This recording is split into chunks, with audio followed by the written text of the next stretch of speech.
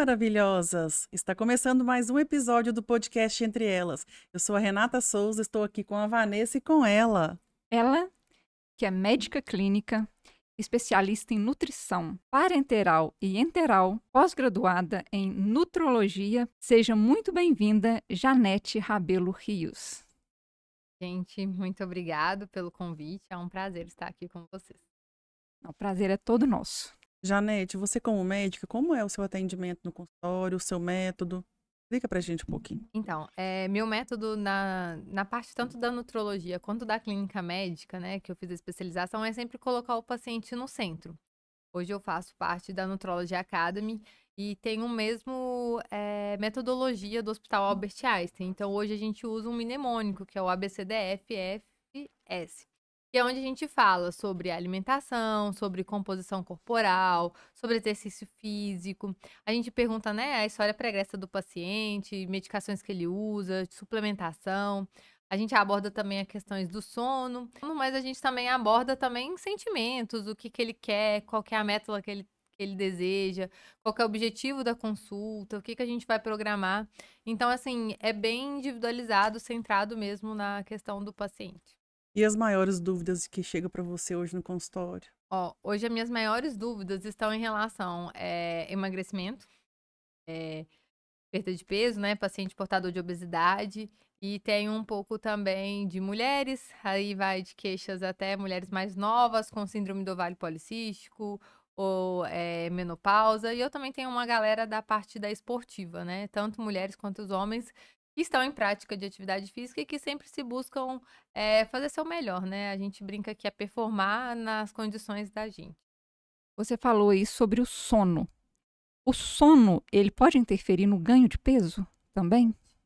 O sono, ele é crucial no nosso processo de emagrecimento. Quando eu falo em emagrecimento e tudo, a gente não fala só em alimentação, em dieta. Eu procuro abordar tudo com o paciente, inclusive alimentação, treino e descanso. É essencial. E tem vários estudos já em relação ao sono, aumentar as chances de pessoas terem compulsão alimentar. Ele causa questões de neurotransmissores mesmo no nosso sistema nervoso, que faz aumentar a fome também. Então, assim, o descanso faz parte, o aumento do cortisol, tudo ajuda ao ganho de peso. Então, ele é essencial para a gente quando a gente está falando do tratamento para a obesidade. O exercício também é inegociável, né? Todo mundo fala, além da alimentação, o exercício é inegociável. Sim, se eu pudesse escolher o melhor remédio que a gente tem hoje, eu faria o exercício. Esse, sem dúvida, ele está prescrito para todos os pacientes, claro, né? De acordo com a avaliação, pré-participação ao exercício, autorização do médico, do cardiologista e tudo, mas sem dúvida, para mim, é o melhor remédio. Bacana. E essa vida nossa corrida, né, de muita cobrança, de muito estresse. Quando a gente fala assim, até de rotina, é a maior queixa. Doutora, mas eu não tenho tempo de fazer atividade física. E atividade física é um hábito. Às vezes a pessoa não tem, às vezes é difícil, porque toda hora ela empurra para um pouco mais tarde. É o que eu vejo muito no meu consultório. Ai, doutora, eu não consigo. É minha rotina, isso. E a gente sabe que é difícil, porque se deixa para o final do dia, depois de um dia exausto, chega cansado. Às vezes é difícil, porque tem que levar menino na escola, alguma coisa assim, cedo. Então a gente se organiza. Eu falo assim, faça pequenos hábitos que a gente se organize para encaixar. E eles me ajudam assim, igual eu fico lá achando um horário com a paciente ou uma academia que está na rota dela de trabalho, onde ela pode parar e fazer atividade. Porque nem sempre a melhor academia, ela vai, porque fica tipo 10 minutos na minha casa, sendo que tem uma simples que tá do lado. É melhor ser nela do que você ficar sem ir. É não ir, né? E hoje a gente percebe também que as pessoas podem até alimentar de uma forma correta, mas o próprio estresse do dia acaba não deixando a pessoa chegar no peso ideal ou naquele peso que ela gostaria de ter. Isso acontece muito? Isso, a questão, igual eu brinco que hoje eu falo da obesidade, a gente até fala assim que a pessoa é portador de obesidade, igual diabetes, igual hipertensão, porque é uma doença crônica, sabe? Não é uma doença que a gente vai resolver do dia para a noite. Tanto que as pessoas lutam, né, contra a doença.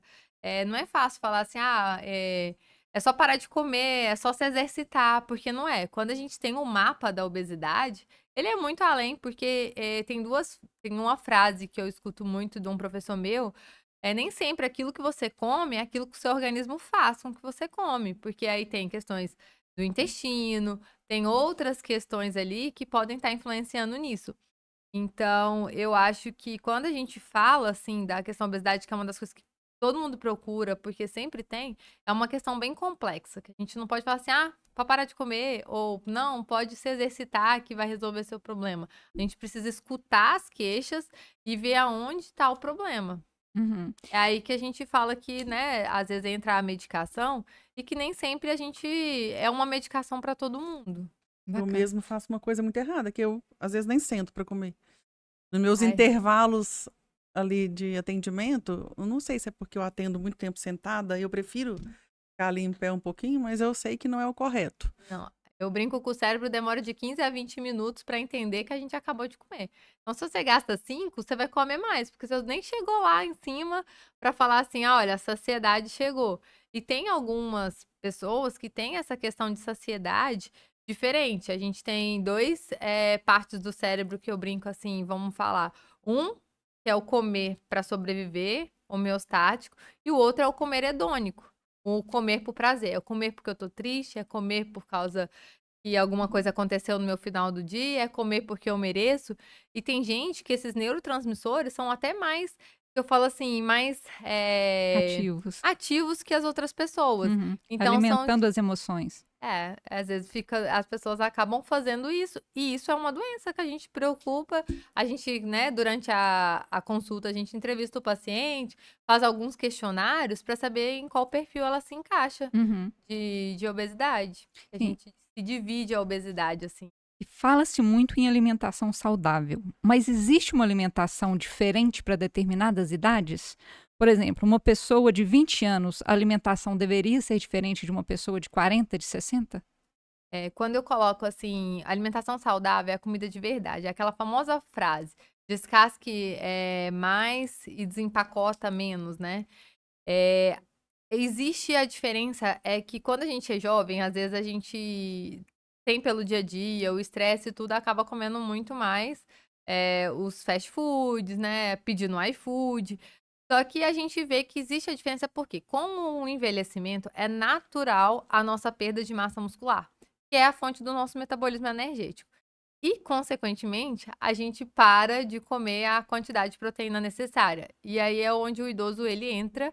Eu nem coloco o idoso, assim, eu coloco a partir dos 60 anos ali. Se você não estimular aquele músculo a produzir mais músculo, ou, né, através do exercício, ou através da sua meta proteica, é onde você vê. E o que você mais vê é a pessoa te falar assim, eu como um biscoitinho, um pão com manteiga. E quando você vai ver, ele só come carne na hora do almoço se ele fizer jantar. E acaba que as outras refeições ficam pobres em proteína. Então, eu acho que, assim, não há diferença quando a gente fala de comida de verdade. Entendi. Mas, por exemplo, a alimentação influencia na menopausa, por exemplo, no climatério, né? Fala-se muito no calorão e esquece todo o resto. Então, a alimentação pode influenciar, pode minimizar os efeitos da menopausa, por exemplo? Pode, se a gente está tratando de uma... Como fala, de um sintoma, porque depende. A menopausa, ela é quando acontece uma queda no estradiol da mulher. Então, quando a mulher entra no climatério, é essa oscilação de hormônios que vai acontecer. E aí não é só... Pode aumentar o apetite, porque a gente tem o estradiol, que ele estava ali inibindo alguns neurotransmissores ali do apetite, então pode aumentar o apetite. Então, com isso, você come coisas, né, mais inflamatórias, que são prejudiciais. Além disso, o estradiol, ele protege a mulher até aquela fase ali de doenças cardiovasculares. E também pode acontecer a perda de massa magra associada ao ganho de gordura. Porque todo mundo fala, a gente pode ganhar peso até 8 anos antes da menopausa. Antes da gente entrar realmente fechou. Porque a menopausa é quando você tem 1 ano de ausência de menstruação. Antes daquilo, é o climatério, é essa oscilação intensa. E é onde a mulher tá cansada. E as queixas é esquecimento, é fadiga, é insônia, é estresse, é principalmente oscilação de humor. Uma hora eu tô bem, uma hora eu tô mal, e onde a gente tem o ganho de peso. E o que a gente deve, assim, tratar na obesidade é para que isso não aconteça. Eu ainda falo assim, além da alimentação, para mim o exercício físico é o melhor aliado aí da mulher na menopausa. E claro, né, que com acompanhamento e tudo, a gente vai avaliar aquela mulher para ver se ela tem ou não contraindicação do que a gente tem de tratamento, né? Que é a terapia de reposição hormonal. Isso é feito, né, em discussão com o ginecologista e tudo. E a gente pode fazer via oral ou transdérmico, que é o que a gente tem, né, de regulamentação. Principalmente que o que cai na mulher é estradiol e muitas se confundem com a testosterona, que sempre foi baixa. Mas o que a gente despenca, literalmente, é o nosso estradiol. E aí eu posso contar, quando ela foi falando, todos os sintomas. Todos eu... Peraí, gente, até Baixou engasguei. o dedinho? Peraí, faltou mais uns 10, uns 5 dedos aqui pra ela falar. Todos os 7. Ela falou, eu tô passando por isso. E aí, Vanessa? Vai. Tem solução? Marca Doutora, consulta. tem, doutor? Sabe por quê? Eu brinco assim, não tem uma mulher que não vai entrar na menopausa, a não ser que ela morra primeiro, porque é uma coisa natural da vida. Umas vão entrar, né, mais cedo, às vezes por uma questão cirúrgica, necessidade de retirar o ovário e tudo, né, porque não é só... Quando tira o útero, a gente preserva o ovário, então ela pode continuar tendo a produção. Ou, se não, com o envelhecimento, todo mundo vai entrar. Tem pessoas que não sentem nada. Agora, tem pessoas que têm todas essas oscilações, os calores e tudo, e que aí a gente precisa acolher essa mulher, porque ela tá cansada, ela tá fadigada, e a gente precisa insistir, melhora a sua alimentação, ela tá melhorando, e o hormônio tá ali contra, sabe? E tudo que a gente precisa é realmente ver o que ela precisa, incentivar na prática de exercício físico e se alimentar melhor, com menos alimentos, né, inflamatórios, que é o que a gente sempre pontua, e saber que, assim, ela não tá sozinha, né? Que todas as mulheres vão passar por isso. Entendeu? Muito bom saber disso. Tem Eu não uma, sou a tem uma única. idade que...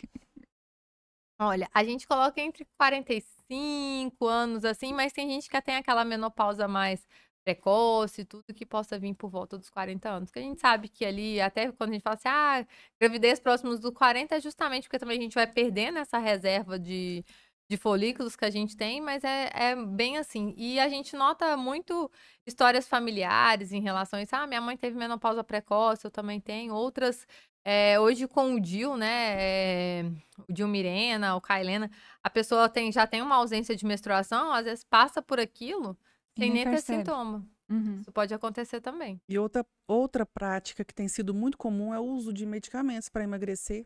Qual que é a sua conduta? O que é a sua opinião sobre isso? É porque é bem polêmico, mas eu vou falar, tipo, uma coisa que eu coloco pro meu paciente, até porque muitos têm vergonha de falar assim, que tá usando alguma medicação, sabe? Ele te falou todas as medicações menos essa.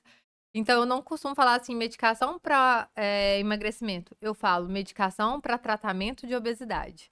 Porque o que você mais vê, nossa, eu tomando isso, eu tava emagrecendo. Aí eu parei, eu ganhei de novo. Aí minha primeira pergunta é assim, por que você parou?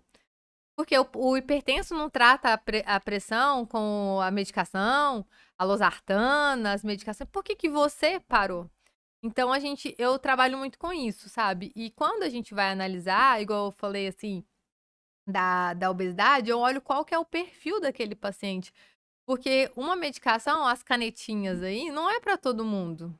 Ela tem um perfil de obeso, ela tem um perfil de indicações que é diferente de outro. É completamente diferente quem vai usar a canetinha. Você não vai dar para uma pessoa que tem compulsão alimentar, porque às vezes você até piora, tipo assim, os efeitos colaterais da medicação, porque ela come rápido, ela come uma grande quantidade, um grande volume de uma forma rápida. Então, a gente vai tratando aquilo, né? Então, eu acho que eu brinco assim, não tenha essa medicação para emagrecimento. Eu tenho para tratar a sua doença, que é a obesidade.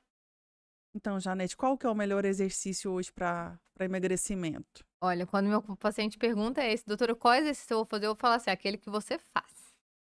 Porque não adianta eu ditar um exercício que você odeia, que você não vai, e aí você não faz. Você vai fazer isso 1 2 semanas. Mas eu sempre pergunto pro meu paciente, qual é o exercício que você gosta? Qual que você acha que caiba na sua rotina?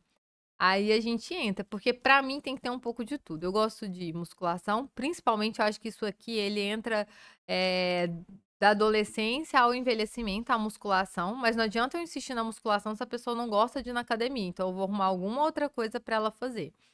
O exercício, um cardio, né, nem que seja uma caminhada, uma corrida leve, na esteira, ou bike, natação, e a flexibilidade. Eu vou falar que isso também é importante para o envelhecimento, né? Quando a gente é idoso e tudo, equilíbrio, né? Para evitar quedas e tudo. Então, esses 3, se a gente pudesse fazer um pouquinho de cada, seria que minha indicação, mas acaba que nem sempre é possível. Então eu falo assim, às vezes, vai pro Pilates, eu gosto do beach tennis. Do beach tennis eu gosto de para pessoas ansiosas. Eu brinco, porque a pessoa concentra tanto na bolinha que ela, pelo menos, ela consegue apagar a mente dela. Porque quando vai pra musculação, fica 1, 2, 3, aí ela acaba ficando muito estressada. Eu falo assim, vai pro beach tennis, aí no outro dia você vai pra musculação e tudo. Mas contanto que você consiga fazer pra mim 150 minutos de atividade física na semana, eu tô satisfeita, não importa não. Porque, na verdade, o exercício físico não vai corrigir uma dieta desequilibrada.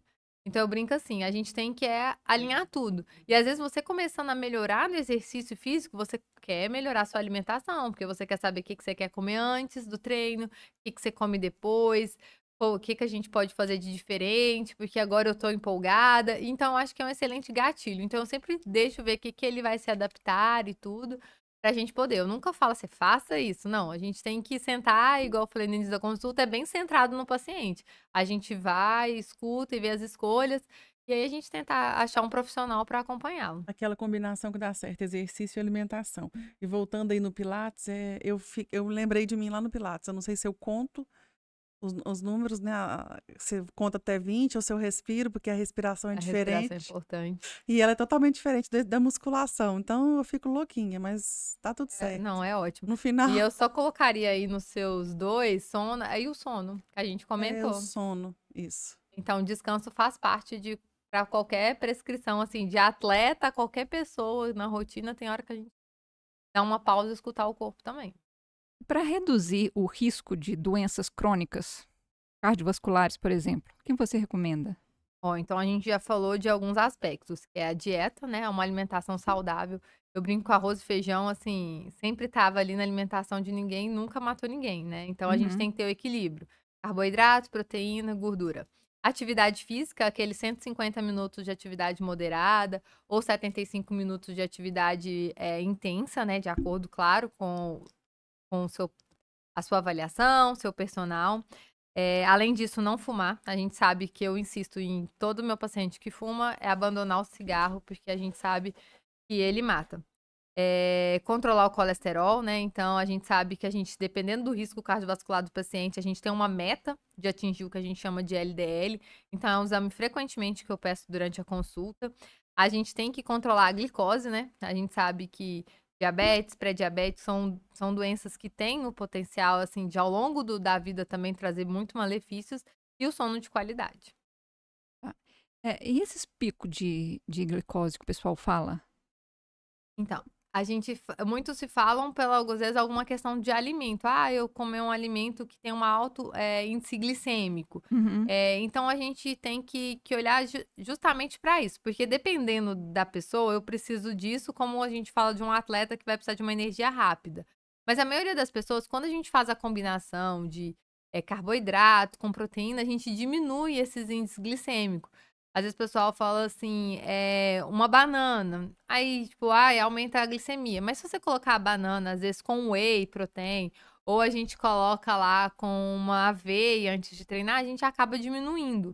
Então, o consumo de fibra, né, a gente chama de carboidrato complexo, com algum alimento com mais alto índice glicêmico, a gente diminui esses picos. Que é o que geralmente a gente orienta durante a alimentação. Janete, alimentação balanceada ou exercícios físicos? É difícil ter que escolher só um, mas eu vou no exercício. Consulta anual ou só quando algo incomodar? Aí vai depender muito, porque anual, dependendo da doença, não dá. Eu falo assim, dependendo de 6 em 6 meses, vai depender da idade, né, e das comorbidades.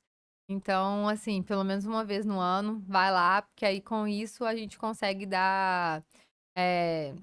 prosseguir, né, com quantas necessidades de consulta você precisa. Suplementos naturais ou medicamentos prescritos? Aí vai depender. Não, é muito difícil, porque se tiver explicação. Então, uma palavra difícil. Difícil. Eu acho que, tipo assim, porque hoje um suplemento natural, ele não substitui um tratamento com medicação. Então, às vezes, muitas das pessoas confundem isso. Prefere, eu vou tomar esse chazinho natural aqui para baixar meu colesterol. Isso não existe ainda. A gente sabe que alguns são suplementos e outros são remédio para tratamento. Então, eu vou de remédio para tratamento. Informação de qualidade ou apoio emocional? Informação de qualidade. Janete, prazerão ter você com a gente. dividir o seu conhecimento com o nosso público, né, com todo mundo. E para quem quiser te encontrar na rede social, onde que te acha? Primeiro eu queria agradecer também vocês o convite. É Obrigada. bom vir cá, tá falando um pouquinho. Então, gente, quem quiser continuar seguindo, costumo colocar no meu Instagram algumas informações. É janete.rabelo.med. Agradecemos nosso patrocinador Chama Burger. E se você quiser continuar acompanhando nossos episódios, siga-nos em nossas redes sociais.